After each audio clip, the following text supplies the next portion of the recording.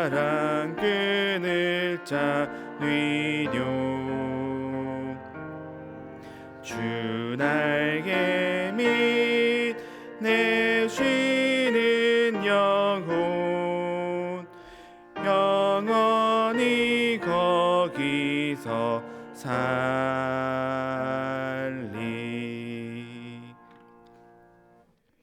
합심하여 두 가지 제목으로 기도하겠습니다. 먼저 복음을 전하기 위해 고군분투 중인 선교사님들과 시골교회 목회자님들을 위해 기도하겠습니다. 하나님의 위로를 경험하며 사명을 잘 감당하길 구하겠습니다.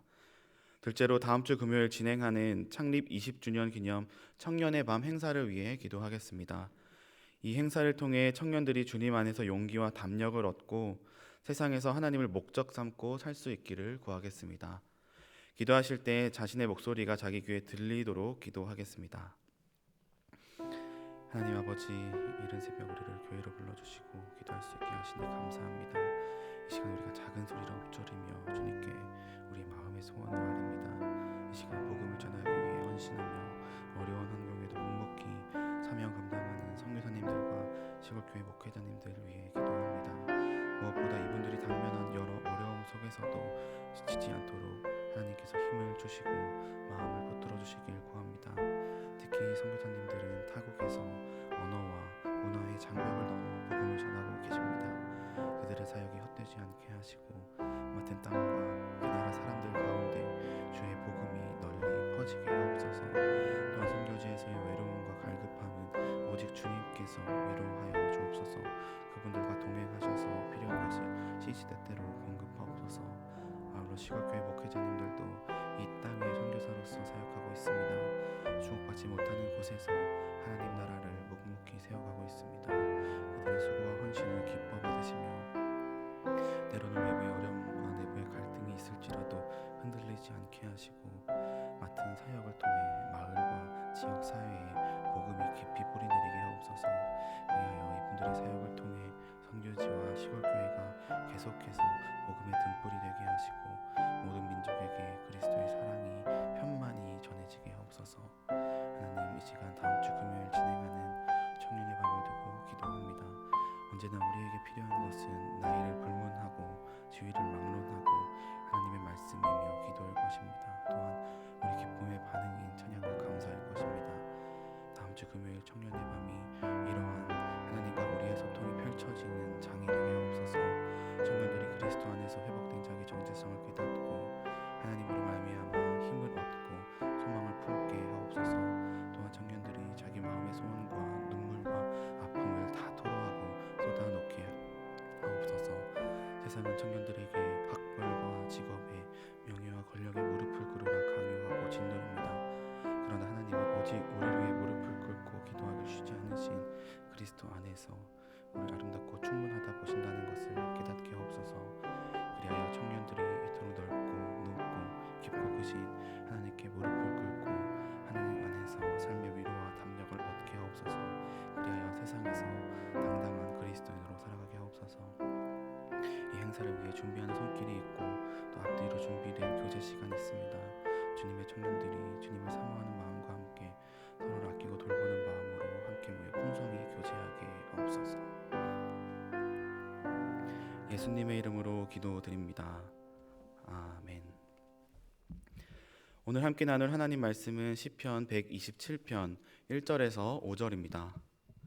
구약성경 899페이지 시편 127편 1절에서 5절입니다. 저부터 한 절씩 교독하고 마지막 절은 함께 읽겠습니다. 여호와께서 집을 세우지 아니하시면 세우는 자의 수고가 헛되며 여호와께서 성을 지키지 아니하시면 파수꾼의 깨어 있음이 헛되도다. 너희가 일찍이 일어나고 늦게 누우며 수고의 떡을 먹음이 헛되도다. 그러므로 여호와께서 그의 사랑하시는 자에게는 잠을 주시는도다. 보라, 자식들은 여호와의 기업이요 태의 열매는 그의 상급이로다. 젊은 자의 자식은 장사의 수중의 화살 같으니 이것이 그의 화살통에 가득한 자는 복되도다. 그들이 성문에서 그들의 원수와 담판할 때에 수치를 당하지 아니하리로다. 아멘. 올해 우리 교회는 창립 20주년을 맞이했습니다. 사람도 성인이 되면 성년 의식을 갖듯 우리 교회도 지난 20년을 돌아보며 하나님이 우리를 위해 하신 일과 우리가 보였던 반응을 기억하고 앞으로의 20년을 준비하고 있습니다. 이때 우리가 지난 20년을 세 단어로 갈무리한 걸 잘 아실 것입니다. 바로 섭리, 자기 부인, 순종입니다. 하나님은 우리 모든 시간을 세심하게 간섭하셨고 완벽하게 이끄셨습니다. 그리고 모든 순간 우리는 교회 조직과 유명세보다는 하나님의 뜻을 우선하려고 끝없이 자기를 부인했고 인도하심에 순종했습니다. 그런데 섭리, 자기 부인, 순종 이 세 단어는 비단 우리 교회에만 적용되는 단어는 아닙니다. 이 세 단어는 하나님의 신실하심과 그리스도인의 책임의 상호 관계를 잘 요약한 표현이기 때문입니다. 그래서 세상 어디 그 누구라도 그가 그리스도인으로 살아왔다면 이 단어는 그의 인생이나 역사를 재정립할 수 있는 단어들입니다. 오늘 본문 시편 127편을 묵상하다 보니 이 시의 내용도 섭리, 자기 부인, 순종 이 세 단어로 엮어지는 것을 발견했습니다. 사실 본문은 길이가 겨우 5절인 짧은 시이고 순례자의 노래라고는 하나 그것은 용도이지 저작 배경 같은 어떤 이야기도 담겨 있지 않습니다. 되려 그냥 읽으면 노래라기보다는 헛되다 헛되다 라는 말이 반복되는 걸 볼 때 잠언이나 전도서의 격언처럼도 보입니다. 그런데 본문을 조금 더 들여다보면 하나님의 섭리, 자기 부인, 순종이라는 서사가 정말 그려집니다. 이때 이 이야기는 한 교회의 20년 역사라거나 어떤 위대한 인물의 인생이라거나 국가 역사가 아닙니다. 그저 한 개인 또는 사회 구성 최소 단위인 한 가정의 이야기입니다. 우리는 흔히 섭리라고 하면 거대한 이야기나 작품으로 생각합니다. 또는 어느 정도 굴곡 있는 인생에서 발견되는 것으로 여깁니다. 그래서 주일 예배 말씀을 통해 하나님의 섭리를 듣고 깨달아도 예배실을 나오면 먼 나라나 신앙 위인의 이야기, 남의 이야기가 되어버리곤 합니다. 그런데 오늘 본문은 섭리가 그렇게 거대한 것만은 아니라고 알려줍니다. 실제로 하나님은 크게 일하시는 만큼 작게도 일하십니다. 그래서 욥은 이렇게 고백했습니다. 하나님이 그가 침 삼킬 때까지 간섭하신다고 말입니다. 오늘 본문은 이렇게 작게도 이름 없는 개인을 위해서도 성실히 일하시는 하나님을 보여줍니다. 다만 이 작음도 그 무명 중 하나인 우리에겐 전부이기에 이를 우리 일상 속 섭리라고도 바꿔 말할 수 있습니다. 이제 말씀으로 들어가 하나님이 어떻게 한 무명 신자에게 섭리하시는지를 살피겠습니다. 그때 우리는 이 섭리에 어떻게 자기 부인과 순종으로 반응할 수 있을지를 깨달을 것입니다. 나아가 이 순종이 우리에게 주는 자유와 평안까지 맛볼 수 있길 소망합니다. 본문 1절입니다. 여호와께서 집을 세우지 아니하시면 세우는 자의 수고가 헛되며 여호와께서 성을 지키지 아니하시면 파수꾼의 깨어 있음이 헛되도다. 본문은 직접적으로 하나님의 일하심이 어떠한지를 설명합니다. 집을 세우는 것과 성을 지키는 것을 하나님이 하지 않으시면 모두 다 헛되다고 말합니다. 이때 본문은 이렇게 바꿔 말할 수 있습니다. 하나님이 집을 세우시고 하나님이 성을 지키신다. 하나님이 다 하신다. 본문은 시이기에 집을 세우는 것과 성을 지키는 것을 은유로 볼 수 있습니다. 그래서 집을 세우기란 건축 행위나 가정을 이루는 걸 넘어 무엇인가 시작하는 것을 의미합니다. 직장 생활을 시작하는 것이 집을 세움입니다. 연애를 시작하는 것도 그렇습니다. 목표를 정하고 수험 공부를 시작한 것도 마찬가지입니다. 우리는 살면서 이런 시작을 수천 수만 가지는 할 것입니다. 그런데 이 모든 시작과 수고가 하나님 없이 한다면 헛되다라고 말합니다. 본문의 헛되다는 텅 빔, 무의미함이란 뜻이 있습니다. 즉 하나님이 하지 않으시면 우리의 그 모든 시작은 공허해집니다. 제가 오늘의 새벽 기도회를 인도하기 위해 작성해서 지금 읽고 있는 설교문도 혹 하나님께 의뢰하지 않고 제 알량한 지식과 글쓰기로 작성한 것이라면 무가치합니다. 성을 지키는 것은 시작한 걸 완성하고 유지하는 걸 의미합니다. 이렇게 우리가 살면서 하는 모든 일에 하나님의 인도하심이 없다면 그것은 속빈 강정이며 곧 무너질 바벨에 지나지 않습니다. 2절도 같은 내용을 증언합니다. 너희가 일찍이 일어나고 늦게 누우며 수고의 떡을 먹음이 헛되도다. 그러므로 여호와께서 그의 사랑하시는 자에게는 잠을 주시는도다. 일찍 일어나고 늦게 눕는 것, 그렇게 주어진 하루에 최선을 다하며 수고하는 것, 이것에도 하나님이 계시지 않다면 헛되다고 시편 기자는 말합니다. 그렇게 수고해서 빵을 빚어 먹는 것, 즉 우리가 먹고 살기 위해 하는 모든 일을 하나님 없이 한다면 말입니다. 시편 기자의 이러한 단어는 어떤 면에서 과하다고도 할 수 있습니다. 그럼 우린 노력하지 말라는 것인지, 그 땀과 눈물이 무의미하단 거냐는 반문도 생길 수 있습니다. 하늘도 무심하다라는 말이 절로 나올 수 있습니다. 그런데 조금 더 생각해보면 이는 이를 무시하는 게 아님을 알 수 있습니다. 두 가지 이유가 있습니다. 첫 번째는 확실한 예가 있기 때문입니다. 창세기 3장 5절입니다. 너희가 그것을 먹는 날에는 너희 눈이 밝아져 하나님과 같이 되어 선악을 알 줄을 하나님이 아심이니라. 인류의 첫 범죄 직전 뱀이 하와를 유혹하며 한 말입니다. 이때 뱀의 유혹을 이렇게 바꿔 말할 수 있습니다. 하나님 없이도 너희끼리 잘 살 수 있어. 정말이야. 믿어봐. 하와는 이 말이 듣기 좋았던 것 같습니다. 그래서 그녀는 하나님 없이 잘 살아보려고 선악과를 먹었습니다. 그렇게 넘어선 안 될 선을 넘고 말았습니다. 하나님 없는 우리 모든 수고가 이와 같습니다. 인류 첫 범죄를 반복하는 것입니다. 나 스스로 무언가를 이루려는 노력, 이것만큼 큰 착각이자 큰 죄가 없습니다. 또한 이 말이 과하지 않은 두 번째 이유는 다른 것이 아닙니다. 하나님 없는 모든 수고가 헛되다고 믿는 것만큼 우리에게 안전한 게 없기 때문입니다. 예수님은 제자들과 함께 이른바 최후의 만찬 식사를 하다 이렇게 말씀하셨습니다. 요한복음 15장 5절 하반절입니다. 나를 떠나서는 너희가 아무것도 할 수 없음이라. 예수님은 자신을 떠나서는 제자들이 아무것도 할 수 없다고 단언하셨습니다. 그리스도인은 그리스도께 접붙여져 사는 존재, 즉 그리스도로부터 생명을 공급받아 사는 존재이기 때문에 그렇습니다. 그리고 이 말은 이렇게 바꿔 말할 수 있습니다. 그리스도께만 붙어 있다면 그분이 책임져 주신다. 그래서 1절에서 언급한 우리의 모든 세움과 지킴, 그리고 2절에 우리 모든 수고를 그리스도 안에서 한다면 하나님이 책임져 주신다고도 말할 수 있습니다. 이런 것을 우린 하나님의 주권적 다스림이라고도 말하고 하나님의 섭리라고도 말합니다.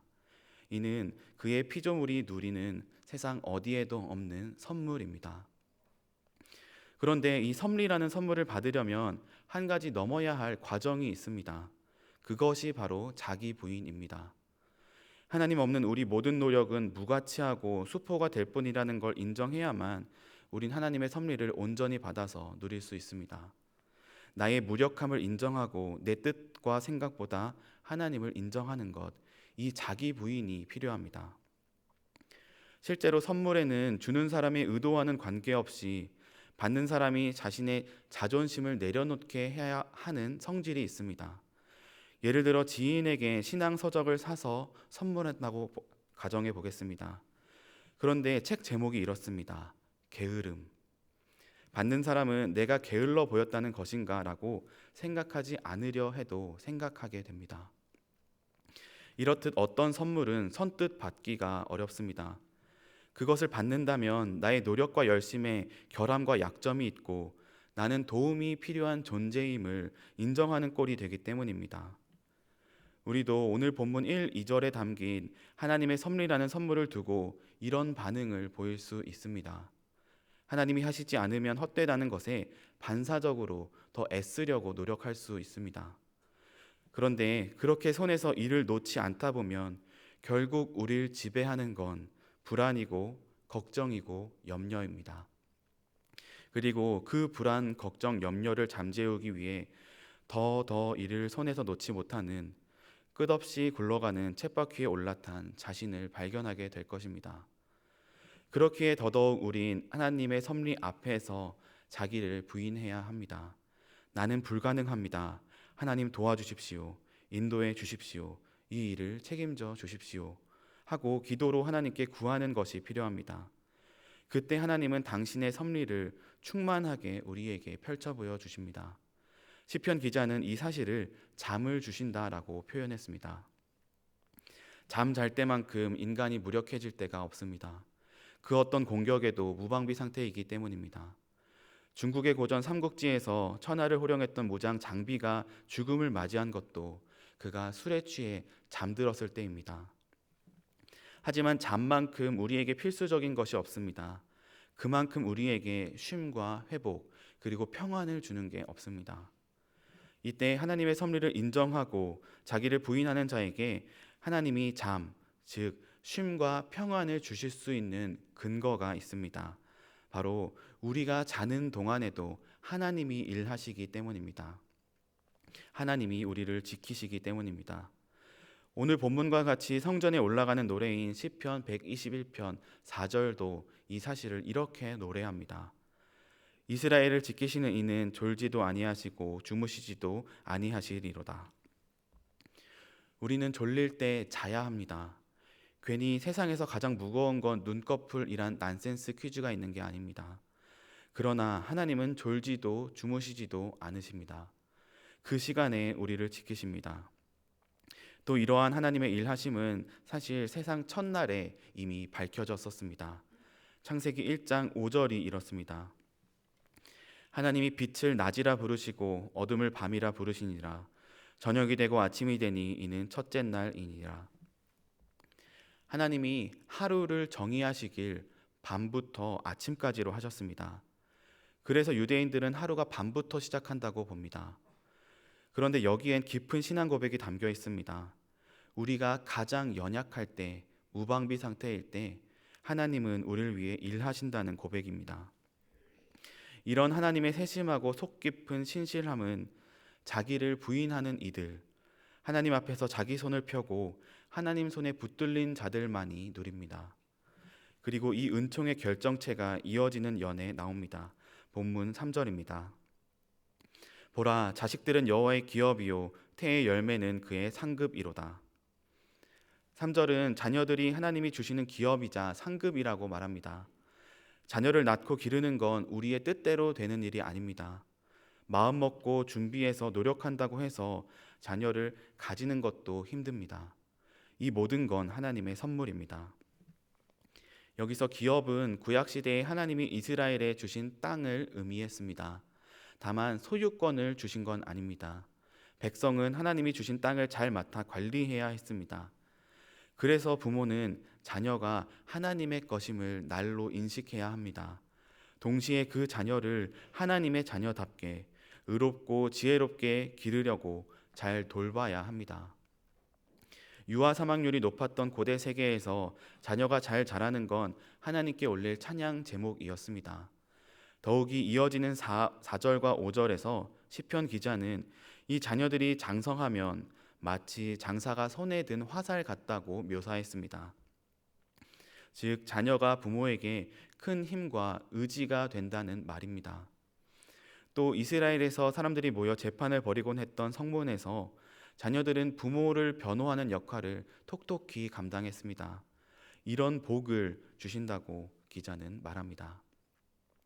한편 이 시가 자녀가 없는 이들에게도 불리기 합당한 노래임을 고려한다면 자녀 역시 은유로 볼 수 있습니다. 바로 인간이 애쓰고 노력하는 궁극적 결정체라고 말입니다. 자녀를 낳고 기르는 건 결코 우리의 뜻대로 되지 않습니다. 무엇 하나 강요할 수 없는 대상이 자녀입니다. 그렇게 하나님은 우리가 통제할 수 없는 가장 어려운 일도 당신의 뜻대로 하십니다.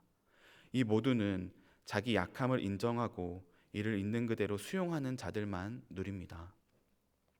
이렇게 오늘 본문은 하나님이 어떻게 섭리하시는지와 그 섭리를 받아 누릴 자에게 필요한 자기 부인을 역설합니다.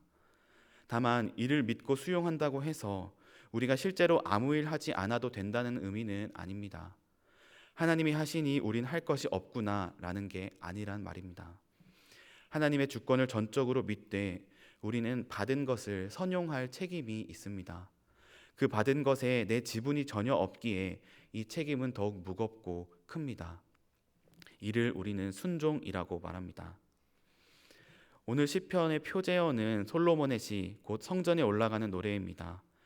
하나님은 성전으로 예배드리러 가는 숱한 예배자들에게 자신의 섭리와 예배자들의 자기 부인, 그리고 순종이란 아름답고 풍성한 서사를 선사하셨습니다. 그런데 여전히 이 시의 내용이 요원하고 괜히 서운하다면 우리가 기억할 마지막 내용이 표제어에 담겨 있습니다. 많은 학자는 솔로몬이 이 시를 지었다고 봅니다. 솔로몬을 대표하는 표현이라 할 수 있는 헛되다가 반복해 나오는 것도 그렇고, 그가 이스라엘 역사 속 첫 성전을 건축했고 일정 기간 잘 지켰기에 그렇습니다. 그래서 분명 솔로몬은 그 누구보다 먼저 이 노래를 부르며 하나님의 섭리를 인정했고 자기를 부인했으며 맡겨진 일에 순종했을 것입니다. 그가 잠자는 중에 꿈속에서 지혜를 선물로 받은 것도 이를 뒷받침합니다. 하지만 우리는 그의 결국도 잘 압니다. 그의 노래가 언젠가부터는 더는 들리지 않았다는 걸 말입니다. 솔로몬은 그의 위세가 최정점일 때 모든 일의 주도권을 자기가 쥐었습니다.